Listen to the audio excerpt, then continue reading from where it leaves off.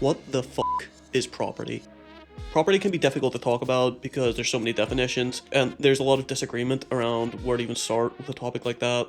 But one of the most famous accounts is John Locke's from the 1600s in the two treatises of government he wrote, which became a foundational text for liberalism and a lot of Western ideas around what property is. And Locke starts from the ground level by saying that you and everyone else owns their own body and hands, while natural resources around us are common property to everyone according to God.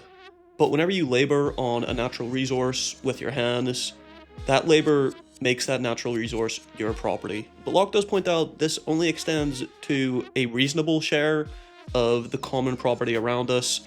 So you can't just go around with your hands, destroying shit and spoiling the stuff around you unnecessarily or unreasonably. Add on to that, you can only appropriate so many of those common natural resources as your fellow commoners agree to.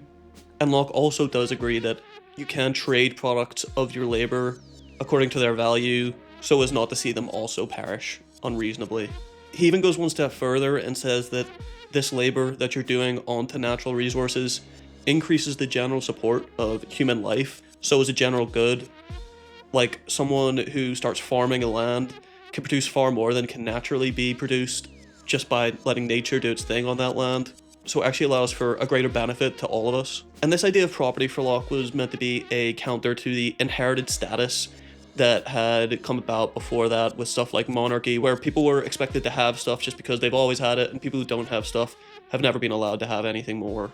So property for Locke, in its really basic terms, is basically natural resources plus your own labor creates property. As you can expect with philosophy written so long ago, Locke's explanation and account does have some issues. Like, part of his argument is based on this kind of half historical, half thought experiment about how property develops naturally and how government develops naturally, which wasn't necessarily historically supported, at least with what we know now. He also makes some relatively weird arguments around Native Americans and Native people. And while generally being against slavery, obviously believing that every person should have the ownership of their own body, he does also make a slightly weird argument within this text that if you do something, let's say, very unjust, you are allowed to lose the property over your own body in the case of, let's say, unjust warfare, where therefore slavery becomes allowed. This definition remains an important basis on which a lot of our modern conceptions of property within the West have kind of developed around.